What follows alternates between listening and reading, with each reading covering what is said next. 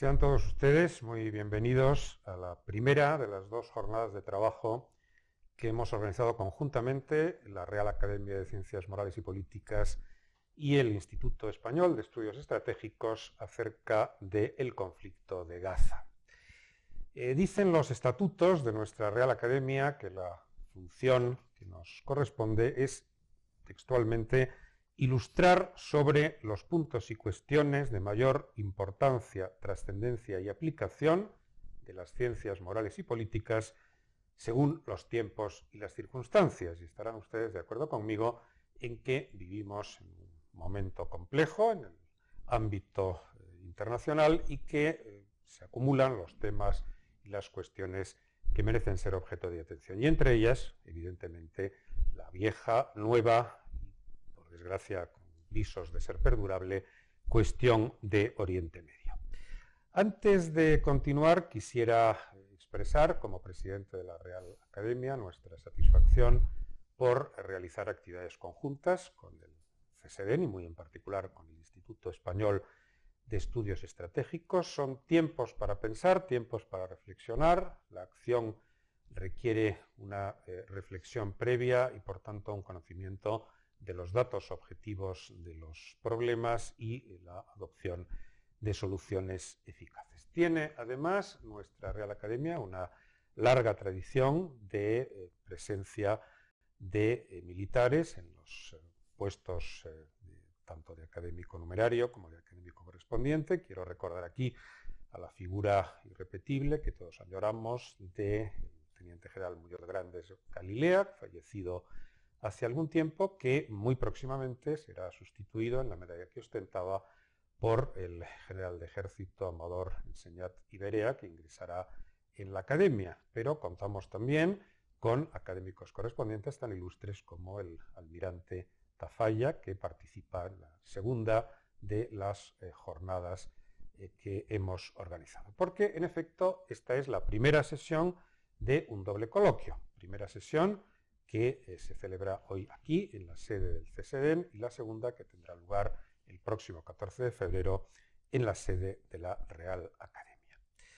Bien, para ilustrarnos sobre esta cuestión candente en el ámbito de las relaciones internacionales, vamos a contar con cuatro personalidades muy notables en el mundo de la reflexión teórica y en el mundo también del conocimiento práctico de cómo funcionan los grandes asuntos internacionales. Por orden de intervención, en primer lugar, la profesora doña Araceli Mangas Martín, que es vicepresidenta de nuestra Real Academia y es catedrática emérita de Derecho Internacional Público y Relaciones Internacionales y personalidad muy reconocida en este ámbito. Intervendrá a continuación don Luis de la Corte, que es profesor de la Universidad Autónoma de Madrid y también muy presente habitualmente en el debate en los medios de comunicación sobre estas cuestiones. El coronel José Ignacio Castro, que nos ilustrará sin duda sobre la visión desde el punto de vista militar de estas cuestiones, y la última intervención correrá a cargo del embajador y también académico de nuestra Real Academia, don Javier Rupérez. Lo hemos programado con unas intervenciones iniciales por parte de cada uno de los ponentes en torno a los 10-12 minutos y a continuación pues mantendremos un coloquio y estamos seguros, estamos convencidos de que nuestras personas que tengan interés en seguirlo les va a ilustrar muy adecuadamente sobre esta situación. Por tanto, en primer lugar, tiene la palabra la profesora Mangas Martín. Muchas gracias, presidente. Quiero también expresar en primer lugar, mi satisfacción por esta nueva actividad de colaboración entre la Real Academia de Ciencias Morales y Políticas y el Instituto de Estudios Estratégicos en el marco del CSDN. Tal como me invitó el coordinador, el embajador Javier Rupérez, deberíamos responder, o al menos yo debería responder, digamos, a dos grandes preguntas iniciales, ¿no? El qué y el porqué de este conflicto en Gaza. Yo voy a empezar por el porqué y muy rápidamente porque el porqué nos podría llevar muchísimo tiempo, dado que no es un conflicto que haya empezado el 7 de octubre, se arrastra y por tanto no tiene mucho sentido hablar de todo el conjunto porque no tendríamos tiempo. pero sí voy a liquidar, digamos, el porqué, sobre todo el porqué ahora esta agresión de la autoridad que de facto maneja la autonomía en Gaza y que además de partido político es un grupo terrorista. Es decir, posiblemente tiene una explicación el por qué ese ataque brutal el 7 de octubre, que es el que ha desencadenado la situación actual de gravísima crisis internacional. Y sobre todo además porque se puede ir extendiendo, como ya lo estamos viendo, a cerca de varios estados, 8 o 10 estados, que se han visto implicados de forma directa o indirecta. Porque, por un lado, yo creo que estratégicamente el momento es un momento de fractura entre Occidente y el resto del mundo. Podríamos decir, así simplificando, en la reconfiguración que hay de las relaciones internacionales post-COVID. Una segunda oportunidad también es, claro, Occidente está muy concentrado en la guerra de Ucrania, y una tercera circunstancia que puede explicar el porqué de ese abrupto ataque, pues seguramente tiene mucho que ver con los acuerdos de Abraham, que han fortalecido a Israel y que por el contrario han aislado y debilitado la causa palestina. Digamos, ese sería un porqué rápido de por qué se produce en el mes de octubre, el 7 de octubre, ese ataque además sobre todo que ha sido tan brutal. Entrando ya en el qué, que tiene ya muchas derivaciones, y claro, desde el punto de vista, por supuesto, de mi perspectiva técnico-profesional, es decir, el derecho internacional, y dentro del derecho internacional público, claro, el derecho internacional humanitario, el derecho de la guerra, que es lo que voy a referirme en qué contexto se está moviendo este conflicto. Y el qué del contexto tiene que ver mucho con una explicación o un recordatorio previo, que seguramente ustedes todos lo saben, que es el de que hay una ocupación militar, es decir, esto no ha variado para nada en los acuerdos de Oslo, las resoluciones de Naciones Unidas, del propio Consejo de Seguridad en estos meses, nunca han ocultado que lo que ocurre en Palestina es una ocupación por parte de Israel de ese territorio. En eso hay un contexto muy claro, un reconocimiento claro, hasta la Corte Internacional de Justicia en el 2004, cuando tuvo que juzgar la legalidad del muro, también dijo que los acuerdos de Oslo, siendo un progreso muy importante para poder llegar un día a una situación de paz, desde luego no habían para nada evanescido, hubieran eliminado la situación de ocupación militar que viene ocurriendo desde el 1947 y en sucesivas invasiones por parte de Israel. Es decir, es una situación de ocupación militar y por tanto en buena parte no se debe olvidar que rige el convenio cuarto de Ginebra sobre las situaciones relativas sobre todo a la población civil en materia de ocupación. Eso es importante tenerlo en cuenta, insisto, en el contexto de este conflicto, todas las resoluciones que se han aprobado, algunas incluso por unanimidad en el Consejo de Seguridad, por tanto, con la anuencia de Estados Unidos o de otros estados, es que la situación no ha variado, es una situación de ocupación militar y que está pendiente de una libre determinación hasta el punto de que hay centenares de resoluciones que lo reconocen. Incluso la propia Asamblea General ha vuelto a pedir hace un año, en enero del 23, un dictamen a la Corte Internacional de Justicia para ver cómo acelerar ese proceso de libre determinación. Junto al hecho también, no olvidemos, porque eso también tiene sus consecuencias, de que Palestina es un estado reconocido por casi 140 estados, de los cuales 9 nada menos que de la Unión Europea, y que solo hay una diferencia de 30 estados entre los que reconocen a Israel y los que reconocen a Palestina. Otra cosa es que no es miembro de Naciones Unidas, pero sí es un estado no miembro de Naciones Unidas, es decir, que es un estado y por tanto eso conlleva la siguiente consideración en el qué de este conflicto. Este es un conflicto armado internacional, es una guerra entre dos estados.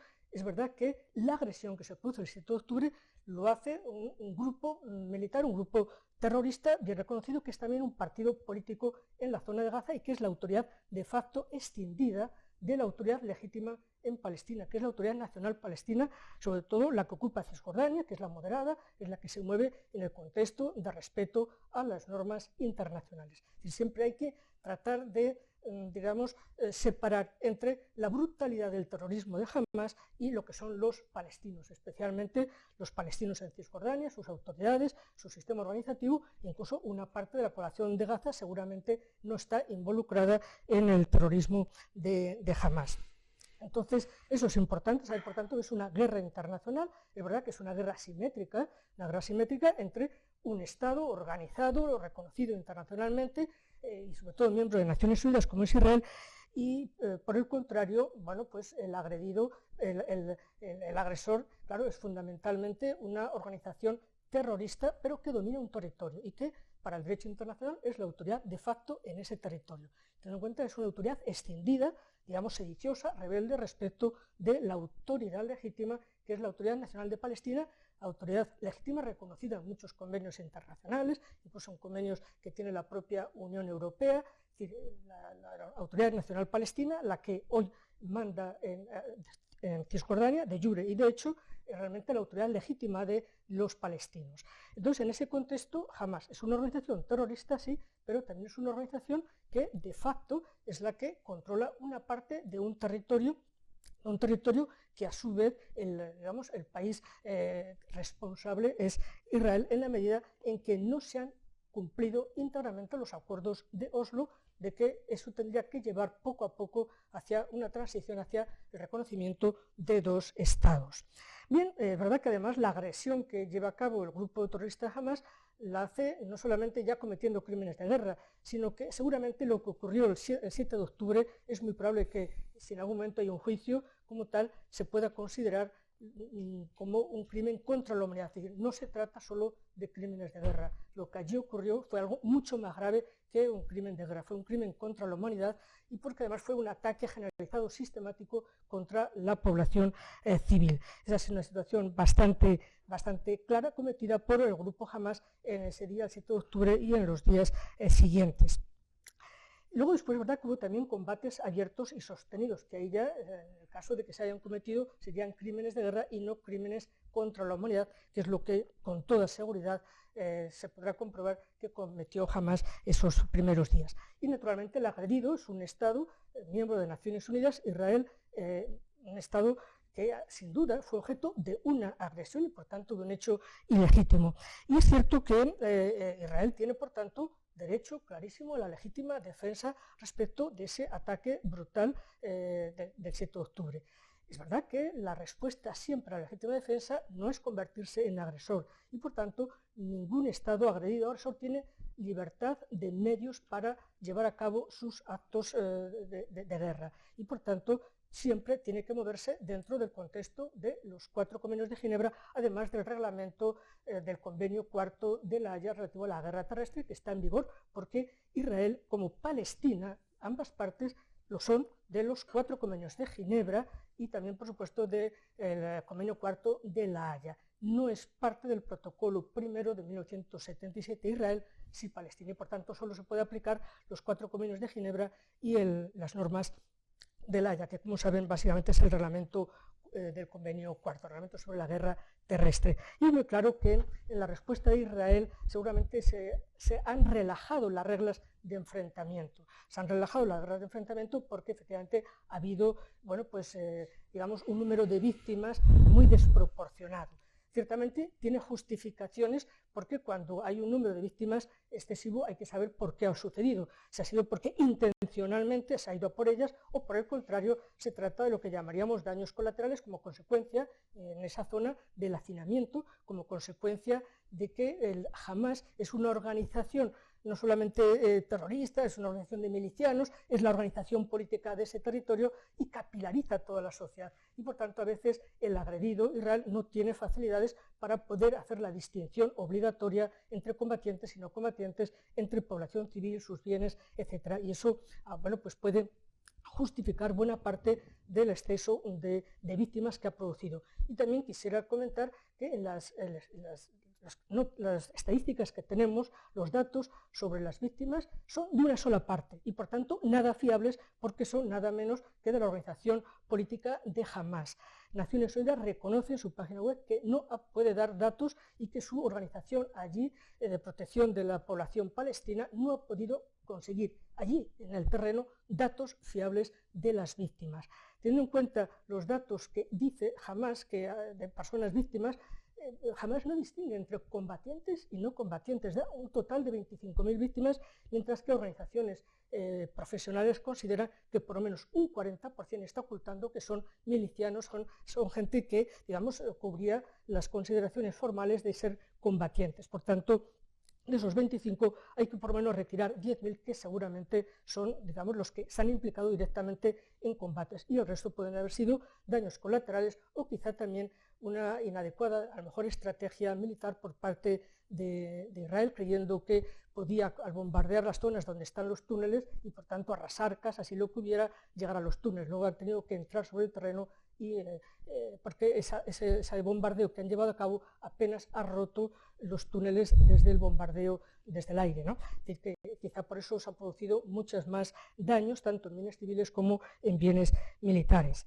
Pero de ahí a considerar que ha habido o no genocidio, con eso me gustaría terminar, eso es distinto. El genocidio, desde luego, no reúne cuando personas, incluso en el entorno español, pero también fuera de nuestro país, acusan a Israel de genocidio.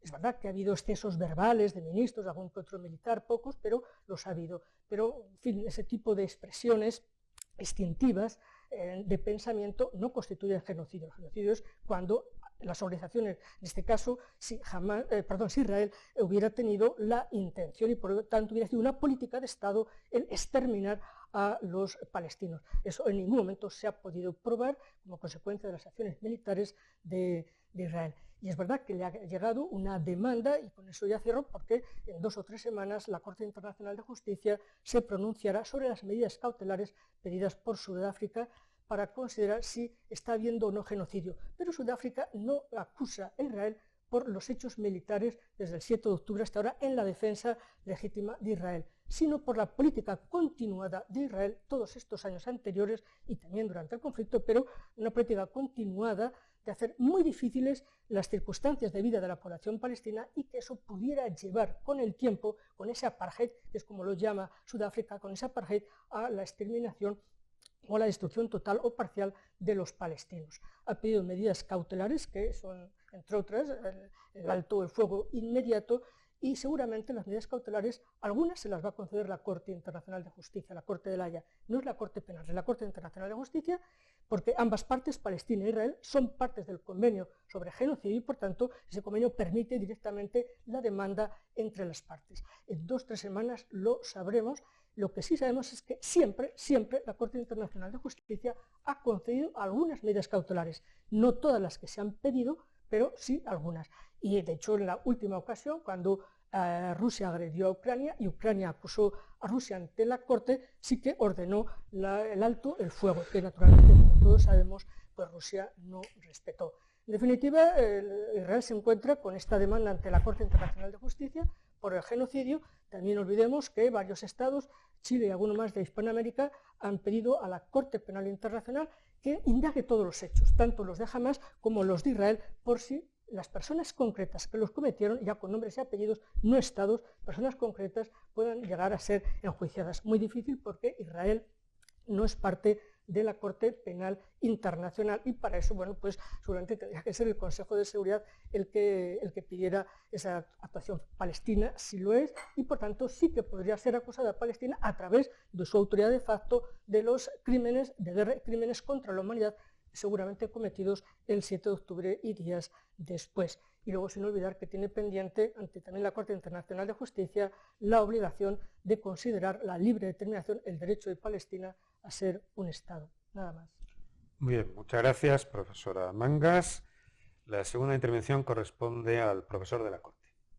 Muy bien, muy buenas tardes. Estamos grabando por la tarde. Muchas gracias al Instituto Español de Estudios Estratégicos y a la Real Academia de Ciencias Morales y Políticas por invitarme a participar en esta actividad. Voy a tratar en unos pocos minutos en hacer algunos apuntes simplemente sobre 2 o 3 cuestiones en relación al conflicto palestino-israelí en su momento actual, en sus aspectos más importantes. En primer lugar, en relación a los actores que están involucrados en el conflicto actualmente y de dónde vienen esos actores. En segundo lugar, voy a hacer algunos comentarios específicos sobre el caso más relevante desde el punto de vista palestino en la actualidad, es decir, acerca de Hamás. Voy a hacer algún apunte también sobre los atentados del 7 de octubre de 2023 y sobre la respuesta israelí.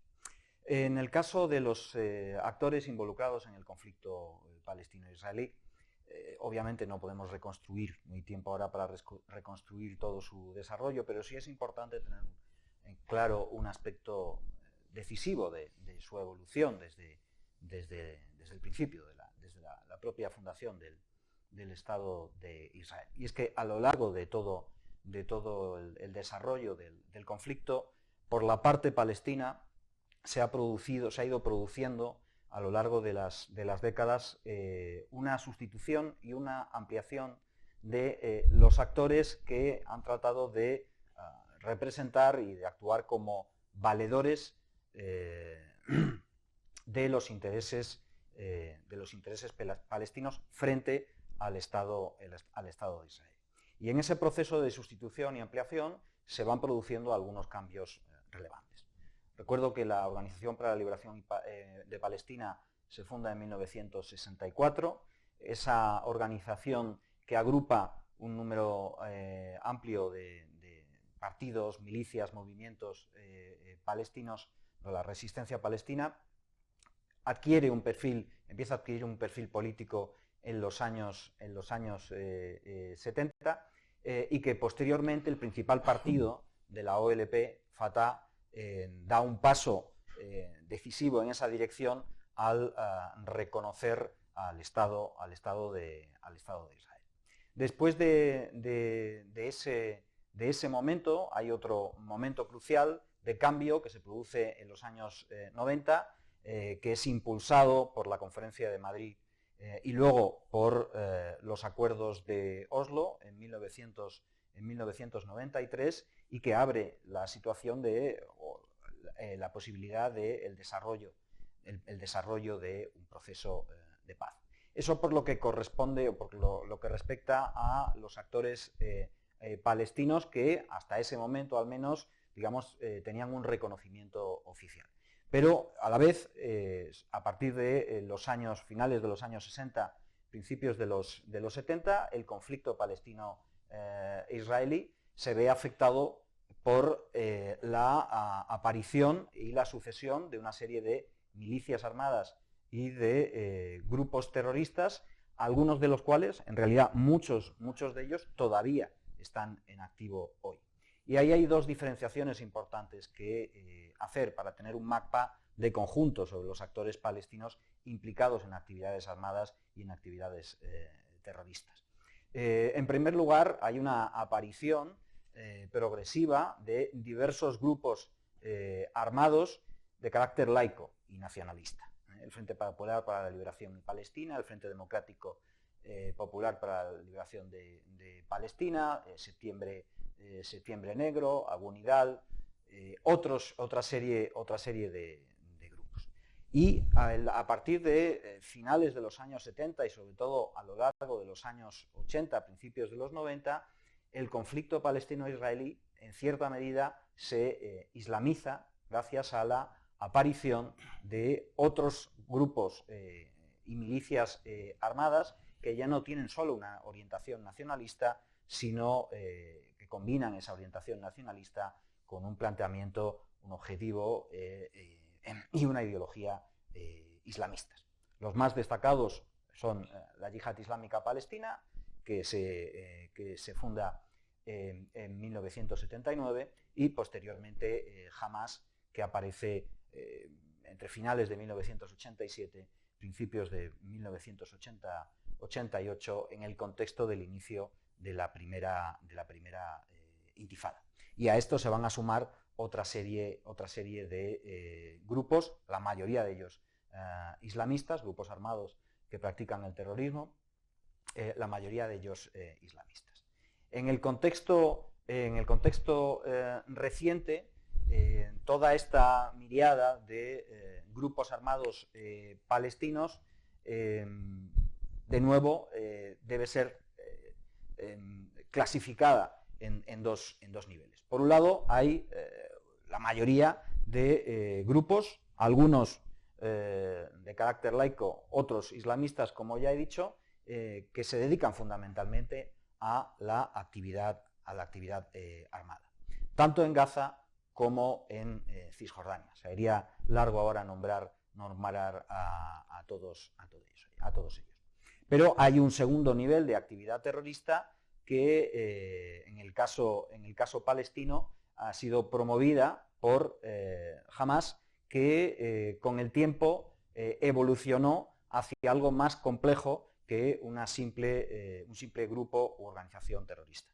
Algunos expertos israelíes utilizan el concepto de terrorismo híbrido para referirse al caso de Hamás, como también en el Líbano al caso de Hezbollah.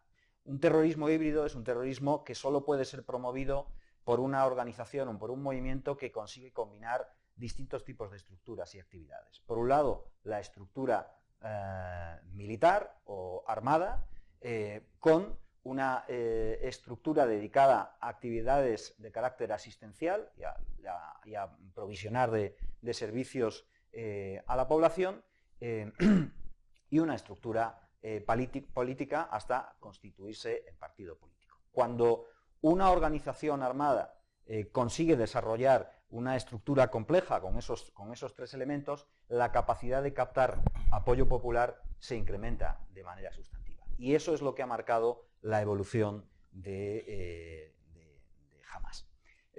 Hamás, como es bien sabido, dije antes, nace a finales de 1987, en parte como una escisión de una potente asociación islamista, la más potente del mundo, Hermanos Musulmanes, y nace con tres propósitos fundamentales. Por supuesto, ejercer la resistencia contra Israel, islamizar el territorio palestino con el propósito de crear en su momento un emirato islámico y acabar con el Estado de Israel. Todos esos objetivos están señalados en la Carta Fundacional de Hamás y en otra serie de manifestaciones posteriores. Hamás pasa de dedicarse fundamentalmente o de manera exclusiva a la actividad armada a combinar esta con otras actividades.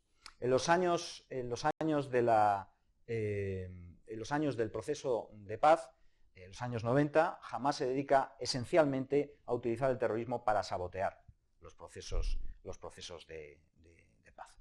Cuando se inicia la segunda intifada a finales del año 2000, Hamás es el principal actor violento, entre otros muchos, en la intifada. Aproximadamente el 40% de los atentados suicidas que se producen en la segunda intifada son perpetrados por Hamás.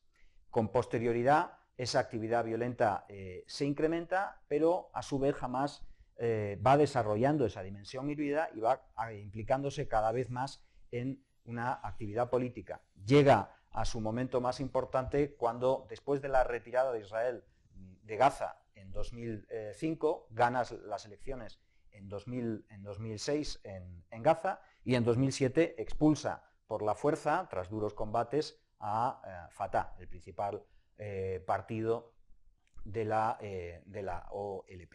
Continúa después Hamás su actividad terrorista, no se produce una moderación como consecuencia de la asunción de responsabilidades políticas, como se había predicho, continúa desarrollando una intensa actividad violenta contra objetivos israelíes. De hecho, Israel responde y se generan 4 guerras con anterioridad a la situación en la que estamos actualmente. Hamás pasa de tener en los años 90 de 10.000 militantes a algo más de 30.000 hasta al menos el mes de octubre. Y en esa situación llegan los atentados del 7 de octubre. Unos atentados que son favorecidos por una ventana de oportunidad operacional que se abre para Hamás como consecuencia de cómo había empeorado la situación en Cisjordania recientemente. Desde el año 2022 al año 2023, en Cisjordania la violencia se incrementa de manera sustantiva, y eso hace que las Fuerzas Armadas israelíes se concentren la mayor parte de su presencia en Cisjordania, lo cual facilita el desarrollo de la operación en Gaza, que, como sabemos, es una operación tremendamente letal, tremendamente compleja, con una exhibición de brutalidad y de sadismo nunca antes vista, a pesar de los crímenes que había perpetrado Hamás. Es una acción cuyos detalles ahora tampoco puedo describir de manera minuciosa, pero que ha sido mal calificada como el 11S de Israel. No, ha sido mucho peor que el 11S de Israel. En términos de porcentaje, la operación del 7 de octubre casi ha generado un muerto por cada 10.000 habitantes israelíes. Habría sido un 11S en el que hubieran muerto, podría haberse comparado con un 11S en el que en vez de haber muerto 3.000 personas, hubieran muerto entre 40 o 50.000 ciudadanos estadounidenses. Esa es la dimensión de la cosa. Y luego se produce la respuesta militar israelí. La respuesta militar israelí es devastadora. Yo insisto, como se ha dicho antes, en que las cifras con las que se cuentan no son del todo fiables, pero si las tuviéramos en cuenta estaríamos hablando de 25.000 bajas. Se calcula que entre 2/3 mujeres y niños. El 70% de los edificios de Gaza demolidos, aproximadamente el 50% de sus infraestructuras también, unos 2 millones de desplazados internos que están en zonas no seguras y una situación tremendamente complicada. Termino señalando que en el momento actual lo que hemos visto en estos últimos meses es que este último hito ha generado la repetición de un patrón en el que ya un patrón de los dos actores principales, el Estado de Israel y Hamás, que ya se ha visto antes, pero que se ha dado a una escala muy superior. Ese patrón es: Hamás utiliza la violencia para provocar a Israel, Israel responde con una represalia abrumadora para tratar de recuperar la capacidad de disuasión y para alinear su acción o intentar alinear su acción con la opinión pública. Naturalmente, eso es una dinámica de círculo vicioso. Si tomamos la referencia de otras situaciones anteriores, de otros conflictos asimétricos recientes, por ejemplo, Estados Unidos en Irak o en Afganistán, algunas estimaciones dicen que por cada víctima civil que cae, surgen 10 nuevos insurgentes. Ese es el riesgo que plantea esta situación. Una situación a la que, por otro lado, no había demasiadas alternativas. Ningún Estado se puede permitir no reaccionar ante una operación como la que llevó a cabo Hamás. Sin embargo, creo que la reacción israelí no ha sido todo lo quirúrgica que podría haber sido. Ha habido una priorización de la minimización de bajas propias para asegurar los objetivos operativos que, por otro lado, la degradación de las capacidades de Hamás, que ya se ha conseguido en parte, es posible, pero es bastante dudoso que se pueda cumplir con el objetivo declarado de hacer desaparecer totalmente a la organización. Muchas gracias, profesor de la Corte. La siguiente intervención corresponde al coronel Castro. Pues muchísimas gracias, presidente. Me sumo a los agradecimientos y desde este punto de vista, desde el CSDEM, sean todos bienvenidos a esta su casa y todos ustedes también por estar interesados en un tema tan apasionante como este. Recojo el testigo de los dos ponentes anteriores y sí que me gustaría abrir el foco del conflicto al ámbito regional. Una región tremendamente volátil, tremendamente difícil, con unas dinámicas muy fluidas en las que las relaciones son tremendamente cambiantes de un momento a otro. Por lo cual, esto es como una película y en un momento dado se produce una foto fija en la cual estamos viendo lo que está ocurriendo. Sí que me gustaría ver de esa foto fija y ver que hay determinadas dinámicas que podemos fijarnos, que tienen unas inercias y que, en cierto modo, podemos hacernos una idea de qué es lo que está pasando y por qué está pasando dentro de la región. En primer lugar, sí que me gustaría hablar de la relación entre lo que es Israel e Irán. Irán no reconoce el régimen de los ayatolás al Estado de Israel. De hecho, en su ADN lleva implícito decir que el Estado de Israel tiene que desaparecer.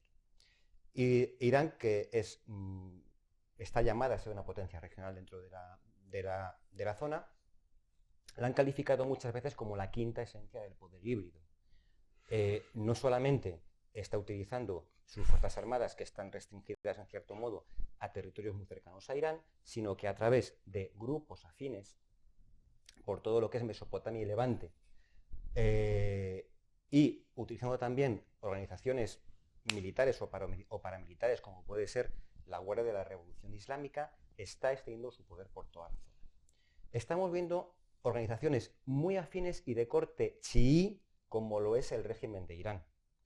Tenemos presentes a una serie de organizaciones tanto en Irak como en Siria, y una que sí que me gustaría hacer hincapié en ella, que está en Líbano, que se llama Hezbollah, organización chiita bendecida por Irán, con unos vínculos muy fuertes y que ya es vecina de Israel y que desde allí puede actuar desde la zona del Líbano sobre la frontera norte de Israel. Tengan en cuenta que la religión chiita muchas veces une y hace vínculos muy importantes con la zona. Es importante también saber que en el Yemen existen tribus zairitas que son chiíes y que desde principios del siglo XX han tenido o han recuperado unas afinidades muy importantes con la religión chiita duodecimana que está en Irán. De hecho, los hucíes, que son los más representativos de estas tribus zairitas, que están en conflicto en el Yemen, hemos visto que durante estos días, desde que se ha producido esta agresión del 17 de octubre, se han dedicado a apoyar los movimientos islamistas del grupo Hamás. No importa que sean unos chiitas o otros sunitas, están apoyando, en cierto modo, la acción de Irán en contra de Israel. ¿Cuál es el problema del Yemen? El problema del Yemen es que tiene, en cierto modo, el control del estrecho de Bab el-Mandeb. Bab el-Mandeb significa en árabe la puerta de las lágrimas. El estrecho de Bab el-Mandeb es la puerta que abre el tráfico de mercancías hacia el Mar Rojo y de esta al Canal de Suez. Por tanto, nos encontramos con un problema acuciante y muy importante, puesto que si el tráfico de determinados petroleros y determinados buques mercantes no pueden llegar al Canal de Suez, estamos teniendo un problema de dos características. Una es de tiempo y otra de dinero.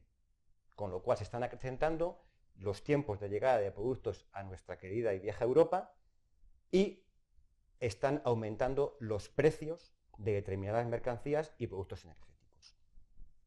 Problemas adicionales, dirán ustedes, es que el grupo terrorista Hamás o la Yihad Islámica Palestina no son grupos chiíes, son grupos suníes. Sí, pero las dinámicas que se producen en el Oriente Medio pueden llegar a producir paradojas. En este caso, los enemigos de mis enemigos son mis amigos.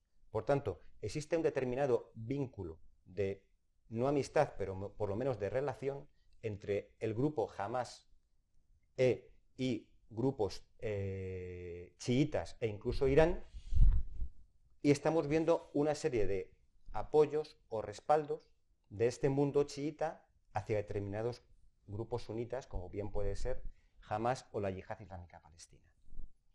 En todo este conglomerado se están produciendo una serie de relaciones en determinados países que pueden llegar a causar problemas. Egipto está muy preocupado. Egipto tiene una serie de beneficios económicos importantes provenientes de, en su día, el turismo. Ahora, con el tema del terrorismo, hermanos musulmanes muy afines al grupo Hamás tiene un problema. Los tremendos beneficios que le da el Canal de Suez y los recursos energéticos de los campos de gas israelitas, que por gasoducto que casualmente pasaba por enfrente de la Franja de Gaza, llegaban hasta la planta de licuefacción de gas de El Arish y desde allí se enviaba a Europa. A día de hoy, ese gasoducto ha quedado cortado, con lo cual los ingresos que tenía Egipto e Israel y los precios económicos o el abaratamiento de este recurso de hidrocarburo que llegaba a Europa ha incrementado tremendamente los precios y vamos a ver las consecuencias económicas de esta crisis en un breve espacio de tiempo. Sí me gustaría hablar de países tan importantes como puede ser Arabia Saudita. Arabia Saudita es otro gran gigante de la zona. Arabia Saudita tradicionalmente ha sido un país que se ha visto enfrentado con Irán. En cierto modo esta relación, la primavera pasada, quedó atemperada por la acción de China, cuando a través de la acción diplomática de Pekín se consiguió que restableciesen las relaciones diplomáticas entre Arabia Saudita e Irán. Arabia Saudita tiene, no problemas, pero tiene en marcha un proyecto ambicioso para cambiar completamente toda la idiosincrasia del país basada en la producción de hidrocarburos, principalmente petróleo. Y hasta antes del 7 de octubre, Arabia Saudita se estaba acercando a Irán, hasta el punto de que el príncipe Mohammed bin Salman dijo que nunca había estado Arabia Saudita tan cerca de Irán. Y otro acontecimiento crítico que se produce por esos días, y es muy importante, es la reunión del G20 en la India. Y se anuncia un corredor marítimo y terrestre de transporte desde la India, pasando por Arabia Saudita, los puertos de los emiratíes, toda Arabia Saudita, Jordania y el puerto israelí de Haifa, por el cual se establecería una serie de flujos de productos energéticos, comerciales, etcétera, que abaratarían mucho los costes y llegarían a producir unas sinergias dentro de la región. Esta idea del famoso corredor India, Middle East, Europe entra en rumbo de colisión directa con otra iniciativa que está puesta en marcha desde el año 2013 por el presidente Xi Jinping, que es la iniciativa de la Franja y la Ruta. Con lo cual estamos viendo que dentro de la región se está produciendo una dinámica de confrontación entre actores, ya hablaremos más adelante, internacionales, pero en este caso regionales con diferentes intereses. Hay un país que es importantísimo, que es Qatar. Qatar es el país que mueve el poder sutil y los hilos de la región. ¿Por qué? Qatar es un país rico en productos energéticos, es uno de los principales productores mundiales de gas, tiene plantas de licuefacción y tiene la capacidad de influencia dentro del mundo árabe, sobre todo sunita, y el ámbito musulmán, puesto que a través de su cadena de noticias, como puede ser Al Jazeera, la cual es tremendamente diferente cuando emite en árabe que cuando emite en inglés, tiene la capacidad de influir en toda la zona. De hecho, Qatar es el país en el cual siempre se suelen llevar a cabo negociaciones para llegar a determinados puntos de consenso. A día de hoy, los líderes del movimiento Hamas, como puede ser Ismail Haniyeh, están en Qatar, y Qatar se está haciendo, por así decir, importante con el tema de llevar las negociaciones a cabo y atemperar en cierto modo la zona. Nos queda un país importante, ya para finalizar, porque el tiempo es el que manda, que es Turquía.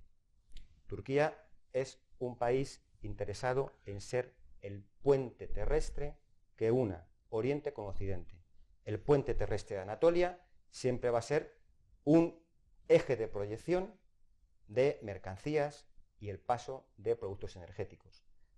En el caso de que la iniciativa IMEC del corredor marítimo y terrestre que una India a través de la península arábiga y salga por Israel hacia el Mediterráneo oriental se ponga en marcha, Turquía se vería francamente perjudicado. Además, Turquía es un aliado muy importante de un país que, aunque tenga un gran potencial económico y de influencia, no tiene un gran potencial militar, como puede ser Qatar.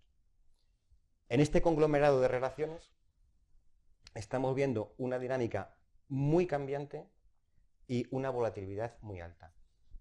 ¿Con qué frase me quedaría yo? Cerrando.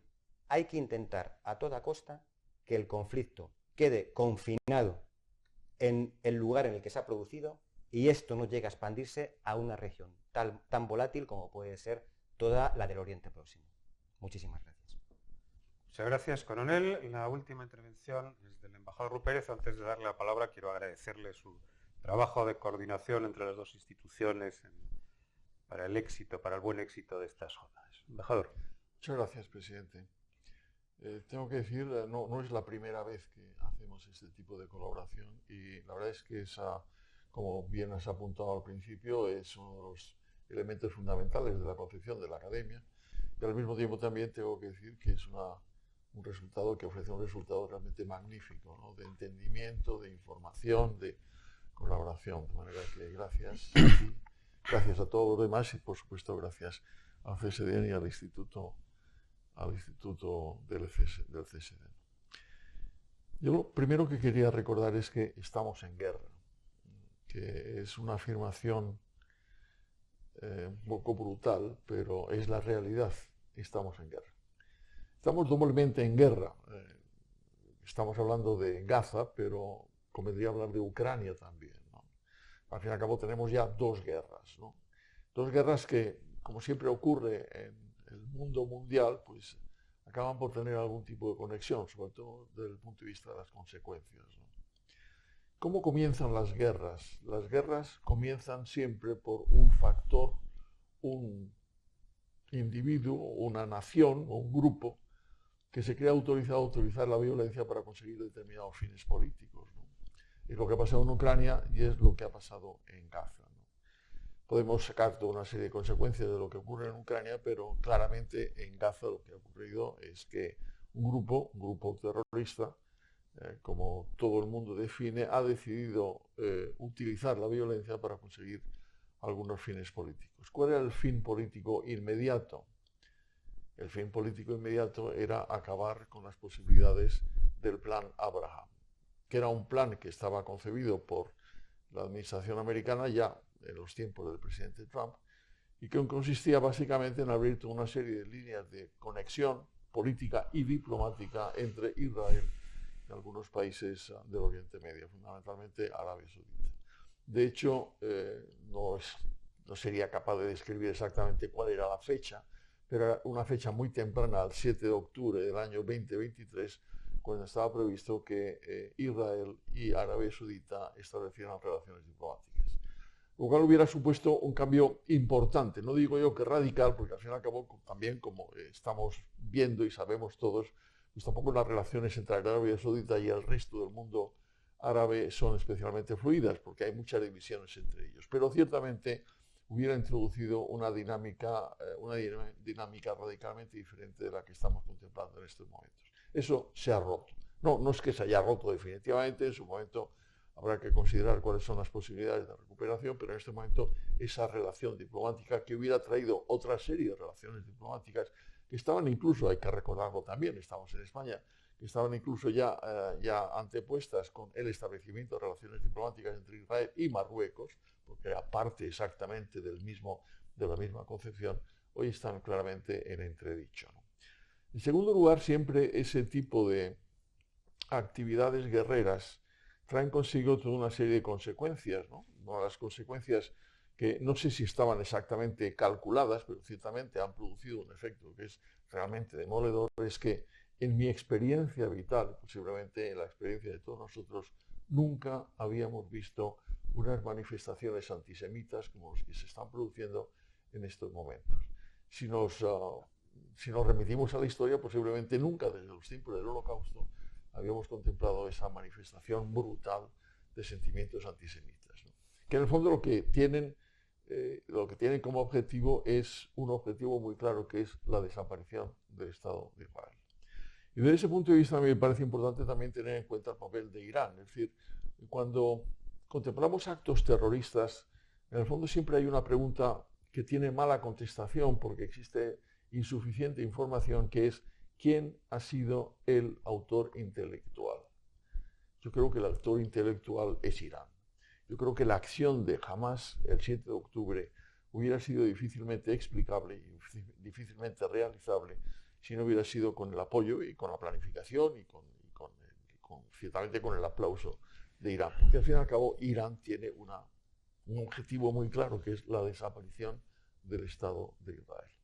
De manera que estamos en guerra que por otra parte también estamos contemplando que la guerra ya no está únicamente en Gaza, ya no está únicamente en los territorios palestinos, está en el estrecho de Hormuz, está afectando de una manera gravísima a una significativa parte de la economía mundial y al mismo tiempo también está afectando a la posibilidad de que esa guerra se expanda, ¿no?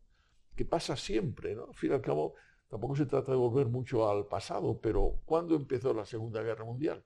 Cuando la Unión Soviética y Alemania decidieron invadir Polonia. ¿Pensaban que iba a ser una guerra mundial? No.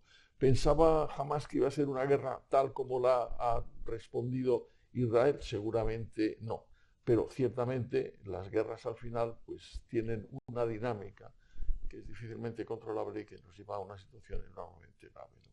Son las cosas que tenemos que tener en cuenta. Ciertamente el comportamiento de Israel deja mucho que desear en muchos terrenos, ¿no? Es decir, por ejemplo, la ocupación de territorios, fundamentalmente en Cisjordania, pues clama al cielo, ¿no? Y es de una torpeza incluso política, diplomática, territorial notable, ¿no? Pero al mismo tiempo también lo que estamos contemplando es que, como estamos viendo, hay una prácticamente imposible relación entre las diversas versiones de los palestinos, ¿no? Jamás no tiene absolutamente nada que ver con la OLP, todo lo contrario. Están unos y otros literalmente a muerte, ¿no? Y hay que recordar también que en sus momentos, en los años 60 y en los años 70, había presidentes americanos que tenían realmente como un lujo esa foto que aparecía en la Casa Blanca, en donde el presidente americano estaba facilitando el que se saludaran, el que se apretaran las manos tanto los líderes palestinos como los líderes israelíes. Eso ha desaparecido. Hay que recordar que el 7 de octubre, el 6 de octubre, no digo yo que la situación fuera ideal, pero había una cierta concordia, ¿no? Había una cierta paz, había una cierta estabilidad, no había un conflicto abierto, ¿no? De manera que naturalmente se podía ver y se debía haber seguido insistiendo con el Estado de Israel para efectivamente ir cubriendo todos esos lados. Pero eso no se ha producido, ¿por qué? Porque hay alguien que quería declarar la guerra y que quería conseguir exactamente los temas de la guerra. Y para mí el tema de Irán es absolutamente central en toda esta historia. Hay que recordar que en un momento determinado, hace pocos años, cuando todavía era Obama el presidente de los Estados Unidos, se abrió esa negociación precisamente para impedir o para moderar el empeño iraní para dotarse de un arma atómica, ¿no? Y eso parcialmente se consiguió porque al fin y al cabo, digamos, se torció, se desvió el intento para proporcionar a los iraníes únicamente la posibilidad de dotarse de armas de sistemas nucleares pacíficos. Eso también se ha roto, lo rompió el presidente Trump. Y en este momento lo que estamos contemplando es que Irán ya tiene en estos momentos una capacidad de desarrollo nuclear militar. No tiene la bomba atómica como la tiene Israel, pero efectivamente están exactamente en la misma medida. De manera que estamos contemplando una situación donde cualquier tipo de error por parte de unos o por parte de otros puede producir una situación absolutamente insostenible. Y lo estamos viendo, porque al fin y al cabo es cierto, sería bueno que el conflicto quedara exclusivamente en Gaza, en el Oriente Medio, pero ya no lo podemos conseguir, ya está en el estrecho, ya está en el canal de Suez, ya está prácticamente en toda una serie de posibilidades que afectan no únicamente a los tráficos marítimos comerciales, sino también a los tráficos marítimos militares. De manera que lo que estamos contemplando a partir del 7 de octubre es de una gravedad infinita. Como digo, naturalmente se pueden distribuir las responsabilidades de unos y otros, pero lo que tenemos que contemplar es la acción de un grupo terrorista que, como todos los grupos terroristas, en un momento determinado quería obtener una serie de relaciones, una serie de resultados políticos con la utilización de la violencia. Una utilización de la violencia de una brutalidad rara vez vista. De manera que eso es lo que ocurre, eso es lo que tenemos en las manos y eso es lo que tenemos que imaginar cómo se acaba, porque al mismo tiempo también lo que estamos viendo es que el resto de la composición internacional no se está quedando inerme, ¿no? Está haciendo también cosas porque afecta no únicamente los temas comerciales, sino al mismo tiempo una cierta concepción de la paz internacional. Me parece que es una situación enormemente complicada, enormemente preocupante, a la que tenemos que prestar atención y, en la medida de lo posible, también participar activamente para acabar con ella. Y yo creo que desde ese punto de vista también tenemos que pensar nosotros, los españoles, España, lo que tiene que hacer. No estamos libres de quedar fuera de las consecuencias negativas de la guerra. Y consiguientemente teníamos que tomar todas aquellas medidas junto con nuestros aliados, amigos y socios para evitar que la guerra se convirtiera en una guerra generalizada y acabara con lo que más o menos hemos alcanzado prácticamente desde 1945, que es una cierta noción de la concordia internacional, de la estabilidad y de la paz.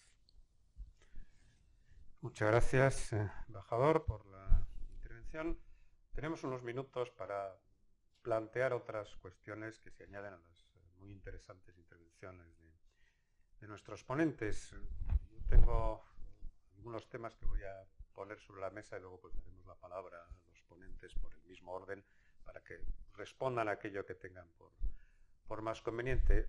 Lo primero, más que una pregunta, es una reflexión, es decir, nos estamos olvidando de Ucrania, vivimos en sociedades mediáticas, da la impresión de que la cuestión de Gaza pues, ha desplazado de los focos periodísticos y por tanto de la opinión pública internacional el tema de Ucrania, y no cabe duda de que la sucesión de conflictos de este tipo puede llevarnos a una situación que no hemos visto muchas después de efectivamente del año 45 y que alejan cada vez más pues, aquellos días felices y fugaces, ¿no? En lo que hablábamos del fin de la historia, en fin, y de que habíamos llegado pues, a un punto en el cual la paz internacional iba a ser una realidad por fin. Eso me temo que no está en la condición humana, pero sí lo está en tomar medidas sensatas. Bien, yo hay tres cuestiones que quisiera plantearles a los ponentes. La primera es la posición, de alguna manera lo ha mencionado el embajador,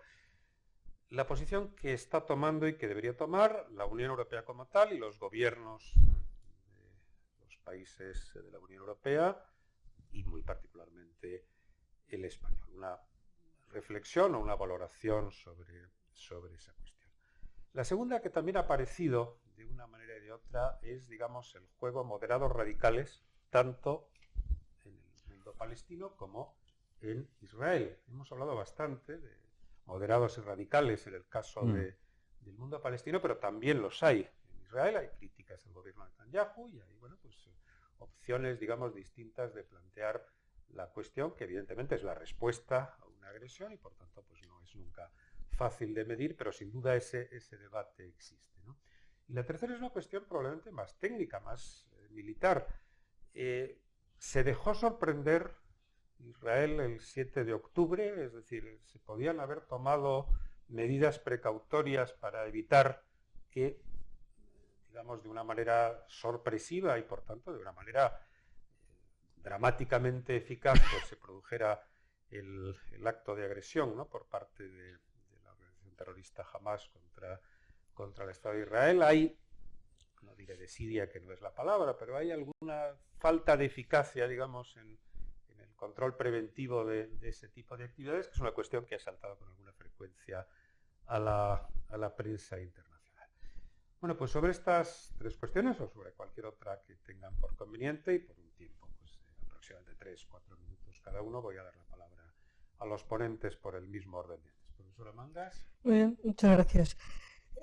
Por ejemplo, si nos hemos olvidado de Ucrania, no es que nos hayamos olvidado de Ucrania, es que también el propio conflicto ha entrado en otro momento en el que bueno, pues hay la contraofensiva que se esperaba de Ucrania no ha tenido éxito y por el contrario Rusia ha aprendido mucho en estos meses del conflicto y ha tenido una acción ofensiva importante, pero en realidad el conflicto está estancado y lo va a estar por un cierto tiempo. No hemos olvidado, ¿no? Y de todas maneras también ha habido una cierta crisis en la Unión Europea en cuanto a la ayuda que había que haber dado ya este año como consecuencia del veto húngaro. Eso también ha ampliado la situación. Eso en cuanto a Ucrania. En cuanto a la sorpresa del ataque, en fin, hay mejores especialistas aquí, pero está claro que habían relajado las condiciones de vigilancia y sobre todo la inteligencia previa, porque uno puede entender la brutalidad contra la población civil en esa fiesta que había allí. El problema es que también atacaron varios destacamentos militares y los tomaron, ¿eh? Es decir, que no era el problema solo de que han atacado a civiles, sino que cuando atacaron un destacamento militar, pues también lo llegan a tomar. Por tanto, sí que ha habido seguramente relajamiento militar y en la inteligencia por parte de Israel. En cuanto a los radicales que hay en todas partes, efectivamente, entre los propios palestinos, moderados y radicales, como hemos visto, en el caso de Israel también está muy claro que hay una extrema derecha brutal, religiosa, que bueno, además es con la que tiene que pactar Netanyahu para poder llegar al poder y que no tiene inconveniente en expresar sus pensamientos brutales, ¿no?, de exterminio, de acabar con los palestinos, de una terminología que es muy inadecuada, ¿no? Y que, bueno, pues eso ocurre tanto en Palestina como ocurre en Israel y como ocurre en otras zonas, ¿no? Eso era previsible y hace tiempo que la política israelí está dominada, por desgracia, por los ultrarreligiosos. Pero no se olvide que en Israel ha habido personas muy sensatas, el anterior primer ministro, por no olvidarnos de Isaac Rabin y por no olvidar al antiguo ministro de Asuntos Exteriores, es decir, ha habido gente que era consciente de la necesidad de convivir con Israel, que ese es un territorio legítimo para el pueblo palestino y legítimo para los israelíes y por tanto que tienen que organizar la convivencia. Lo que tienen no debería ser un enfrentamiento entre ellos, sino que tienen un problema común que lo deben resolver entre ambos. Y los acuerdos de Oslo, el problema es que se han prácticamente bloqueado, no se han cumplido y Netanyahu le ha interesado mucho en algunos momentos engordar a Hamás, porque Hamás tiene la misma posición que Netanyahu, es que no haya nada más que un Estado. Y el problema es que ahí no puede haber un solo Estado, porque un solo Estado va a ser una guerra terrible entre ellos. Y la clave es, como siempre ha defendido Estados Unidos, con distintos presidentes, como ha defendido la Unión Europea, como ha defendido también España, es que tiene que haber dos Estados y los acuerdos de Oslo son un primer foco. Y en ese sentido la Unión Europea sí que ha dado el alto representante Borrell ha dado un buen plan de paz, que no es nada nuevo del otro mundo, sino que Israel tiene que empezar a compartir, porque si el pueblo palestino no se alza en armas es porque los acuerdos de Oslo establecían la cohabitación y que tenían que cohabitar para llegar a dos estados distintos y respetarse mutuamente con condiciones de seguridad para ambas partes. Por tanto, yo creo que la Unión Europea, desde el punto de vista, ha reaccionado finalmente digo porque inicialmente fue un desastre en las resoluciones en la Asamblea General de Naciones Unidas, votamos cada uno por nuestra cuenta, en esto hay un antes y un después con Ucrania, que fue un bloque de la Unión Europea, rápido, contundente, etc. Mientras que ahora hay que reconocer que en las votaciones en la Asamblea General sobre la tregua, cada uno ha votado lo que ha querido. El Borrell no pudo conseguir la Unión Europea que hubiera un voto único. Es verdad que cada vez estamos más en los que votamos a favor de la tregua y que estamos además en consonancia con la inmensa mayoría de la comunidad internacional, nada menos que 153 estados, que consideran que esta barbaridad hay que pararla. Tanto lo que hizo Hamás, naturalmente, como también la respuesta de Israel y empezar a sentarse para buscar la solución al problema común que tienen ambas partes. En fin, yo creo que esos son los aspectos importantes. En ese aspecto no ha habido una gran diferencia de España. España ha estado entre los países que ha votado en la Asamblea General a favor del alto el fuego y que no ha utilizado lo que ha querido la Unión Europea, decir de una manera más pausada la pausa humanitaria. Aquí hay que buscar una tregua y las partes tienen que empezar, la parte sensata de los palestinos, la Organización de Liberación de Palestina, con efectivamente el Estado de Israel. Lo único es que mientras esté Netanyahu es imposible, porque él, desde luego, no apoya a la parte moderada, a la Autoridad Nacional Palestina, porque precisamente la Autoridad Nacional Palestina, que sí reconoce a Israel, lo reconoce desde el 2014 por lo menos, claro, estima que debe haber dos estados y Netanyahu, el actual gobierno, no quiere dos estados. Pero insisto, una parte considerable de la opinión pública sí considera que la solución es dos estados, también Estados Unidos, también la Unión Europea y gran parte del mundo civilizado. Otra cosa es las condiciones de seguridad para los dos estados, ¿no? Muchas gracias, profesor de la Corte. Muy bien. Bueno, un apunte respecto a la cuestión de Ucrania. Como se decía antes, como decía Javier Rupérez, hay una conexión evidente entre los dos conflictos como a raíz de sus consecuencias. El ataque, en primer lugar, a Israel por parte de Hamás el pasado octubre y la reacción que desencadena ese ataque por parte del Estado de Israel, pues en primer lugar capitaliza la atención mediática y la atención política. Eso es algo muy conveniente para la Federación Rusa y para el Kremlin. No solo porque se deje de prestar la atención, al menos parcialmente, al conflicto en Ucrania, sino porque divide los esfuerzos que la comunidad internacional, concretamente la Unión Europea, Naciones Unidas, Estados Unidos, tienen que hacer en relación a los conflictos. De repente, como se decía antes, tenemos dos conflictos que tienen implicaciones a nivel mundial en lugar de uno, ¿no?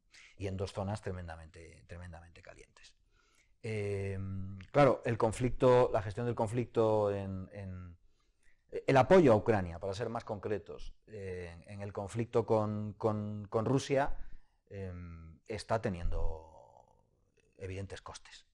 Costes que no todos los países que están implicados en ese apoyo están en disposición de seguir aumentando o manteniendo, ¿no? Si hay que gestionar dos problemas en lugar de uno, pues hay que dividir recursos. Es una cuestión tan sencilla como esa. Y en esa medida, bueno, pues efectivamente hay implicaciones para el conflicto de Ucrania, ¿no? Bien, respecto a la posición de la Unión Europea, yo no he visto unanimidad en la Unión Europea en ningún momento. He visto desde el principio, creo recordar, declaraciones, incluso un viaje de la presidenta de la Comisión a Israel pocos días después de que se produjeran los ataques, en las que hizo unas declaraciones de apoyo incondicional a Israel, de reconocimiento de la tragedia y del crimen que se había perpetrado en Israel, que tenía matices muy diferentes a declaraciones que hicieron otros altos representantes de la Unión Europea. También está el detalle de las votaciones de distintos países de la Unión Europea en sentidos diferentes en el seno de Naciones Unidas. Y ha habido una evidente incomodidad creciente de los países europeos, lo cual por otro lado es lógico, en relación a la situación en Gaza a raíz de la respuesta de Israel y de los efectos letales y destructivos que está teniendo esa respuesta. Hacer alusiones a la solución de los dos estados no es hacer mucho, la verdad. Es decir, no hay que olvidar ese propósito, es esencial, pero no estamos en el momento no lo está Israel, no lo están los actores palestinos involucrados, ni por motivación ni por voluntad. No es el momento de hacer un plan a mi modo de ver, para establecer dos estados. Hay que crear las condiciones que permitan desarrollar un plan en ese sentido a posteriori. Pero ahora hay un problema fundamental. ¿Quién lideraría por la parte palestina ese estado? ¿Se va a permitir que sea Hamás? Hamás está ganando mucho en términos de imagen en estos meses. Todo lo que inicialmente perdió como consecuencia del atentado lo ha recuperado con creces. Y ahora el relato internacional, el de los medios de comunicación, las propias Naciones Unidas en muchos casos, sin decirlo expresamente, están reconociendo a Hamás como un actor legítimo. Eso es inaceptable desde el punto de vista de Israel y debería ser inaceptable desde el conjunto de la comunidad internacional, después de la acción de octubre. Pero no está claro que la comunidad internacional esté dispuesta a un desarrollo de proceso una vez que termine la intervención militar, al menos sus aspectos fundamentales en Gaza, no está claro que la comunidad internacional esté por apartar totalmente a Hamás. Desde luego, Qatar no está por esa labor. Su labor de negociación pone a Hamás, reconoce a Hamás como un representante político legítimo. La comunidad internacional se tiene que plantear si podemos reconocer a Hamás como un representante político legítimo al que se le atribuyan funciones de gobierno. ¿Lo hubiéramos hecho con Al-Qaeda? ¿Se hizo con Estado Islámico o Daesh? No, no se hizo. Pues se pueden comparar perfectamente las acciones de Hamás, con independencia de los delitos que pueda haber cometido, que ha cometido seguramente, o que se reconozcan en adelante por Israel en el contexto del conflicto. La Autoridad Nacional Palestina ha demostrado su incompetencia de manera continuada. La comunidad internacional parece que no se dice suficiente, pero ha invertido muchísimo dinero en Palestina. Y hemos visto a dónde ha ido ese dinero. En Cisjordania se ha perdido.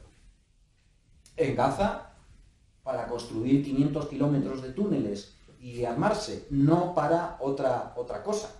Entonces, el problema es que hay que buscar, y eso no lo va a poder hacer Israel solo, otra cosa es que Israel se deje, hay que buscar, desde el punto de vista de la comunidad internacional, la creación de un actor político palestino que esté en condiciones y que tenga la legitimidad suficiente como para conducir las relaciones con Israel una vez acabe esta situación. Como me he extendido, solo un comentario mínimo. El conflicto palestino-israelí desde hace mucho tiempo, esto no es reciente, desde hace mucho tiempo, ciertamente es un conflicto que en realidad incluye dos. El que enfrenta a actores que están dispuestos a reconocer al otro y el que enfrenta a actores que no están dispuestos de ninguna manera a reconocer al otro. Los extremistas de un lado, palestinos, y los extremistas en Israel han llegado a una situación en la que tienen secuestrado el poder político. Y ese es el meollo de la... Muy bien, muchas gracias. Coronel Castro. Pues muchas gracias. Yo sí quería hacer una serie de apuntes más técnicos a todo lo que tan bien han aportado los otros ponentes. Ucrania. Yo, evocando a Sir Basil Liederhardt, sí que me gustaría hablar de las técnicas o la estrategia de aproximación indirecta. Si concentramos sobre un solo foco toda nuestra atención y todos nuestros esfuerzos, estamos llegando a un enfrentamiento en el cual es posible que Ucrania, con todo el apoyo occidental, pueda llegar a plantearle un escenario de un gran compromiso a Rusia, como en su día, en el principio de este conflicto ocurrió. Se están produciendo una serie de conflictos a lo largo de todo el mundo, entre los cuales el de Gaza es muy significativo, pero también podemos irnos a la zona de África, en los cuales están diversificando los esfuerzos occidentales hacia otros escenarios, bélicos, prebélicos o cuanto menos de conflicto. Y eso habría que tenerlo muy en cuenta. No es que estemos acusando a nadie, pero viendo a quién beneficia, estamos viendo una diversificación occidental hacia otros escenarios y no se puede mantener el foco sobre el conflicto de Ucrania. Respecto al tema de la Unión Europea, solamente apuntar, no quiero, todas las herramientas del poder que tiene la Unión a su disposición, diplomáticas, informativas, económicas y militares. Vamos a hablar un poquito de las militares. Insistiendo en no intentar extender el conflicto más allá de la zona de Gaza. Conflicto al cual me estaba refiriendo como conflicto armado de alta intensidad. No quiero decir que se hayan producido determinadas acciones de combate sobre la zona de Siria por parte de Israel, sobre determinados puntos del Líbano o sobre otros determinados escenarios de toda la región del Oriente Medio, como puede ser el Mar Rojo con los hutíes, los ataques que están produciendo. En tanto en cuanto haya unidades multinacionales o contingentes nacionales militares muy importantes en la zona, en cierto modo se está intentando contener algo que tenemos mucho miedo de que se nos vaya de las manos. Es peligrosísimo, es peligrosísimo. volvemos otra vez a lo que estábamos hablando. ¿Cuánto cuesta tener una fuerza operativa conjunta en el mar Mediterráneo vigilando que no esté ocurriendo aquello o que no vaya esto a más?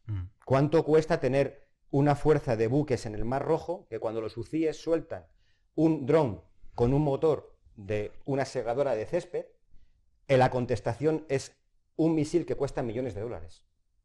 ¿Cuánto tiempo se puede mantener ese esfuerzo en varias zonas de operaciones al mismo tiempo? Esto es importante. Como el tiempo manda, vámonos a Israel.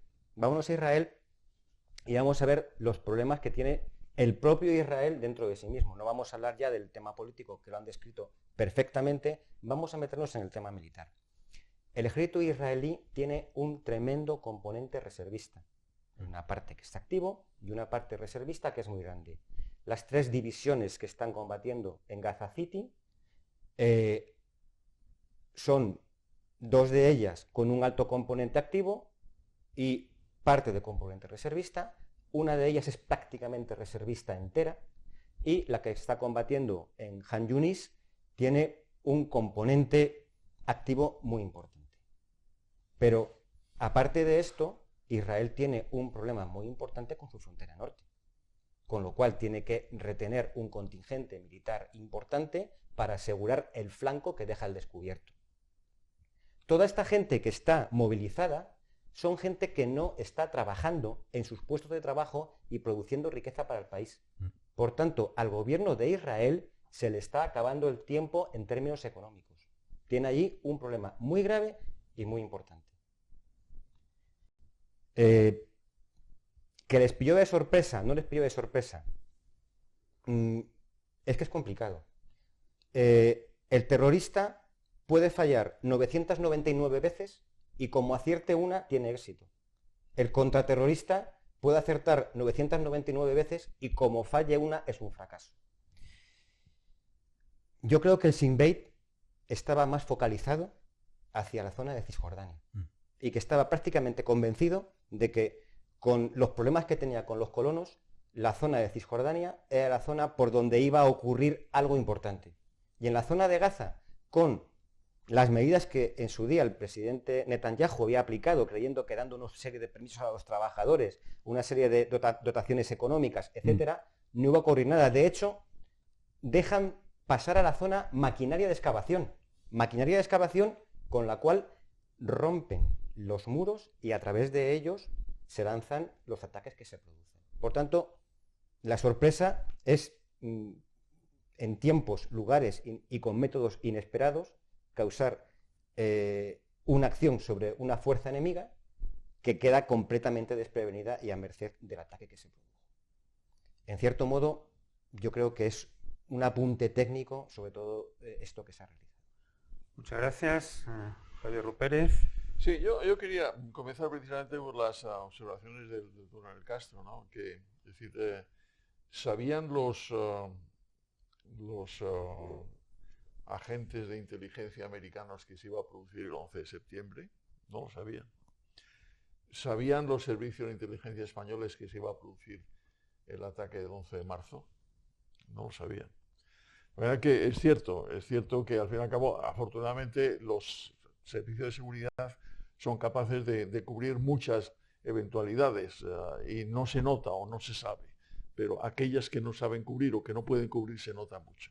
De manera que yo ahí me parece que bueno, hay explicaciones varias, pero para mí el tema fundamental de todos los ataques terroristas de ese tipo es siempre quién es el autor intelectual, quién está detrás de la concepción que lleva a ese tipo de barbarie, ¿no? Segundo, yo sí creo que al final de la historia el tema de los 2 estados depende fundamentalmente de los palestinos. Y yo creo que el profesor de la Corte lo ha dicho muy claramente, son incapaces de entenderse entre ellos. Y es lamentable, yo creo que desde ese punto de vista también todos aquellos esfuerzos diplomáticos que en este momento publican como gran aspiración que haya 2 estados y dicen, bueno, vamos a buscar otros sistemas, ¿no? Y vamos a buscar otros acuerdos, porque en este momento eso tal como está, pues es difícil de obtener. Tercero, yo creo que estamos contemplando el comienzo de una guerra fría, de una guerra fría mundial, ¿no? y espero y deseo que seamos capaces de evitar la guerra caliente, ¿no?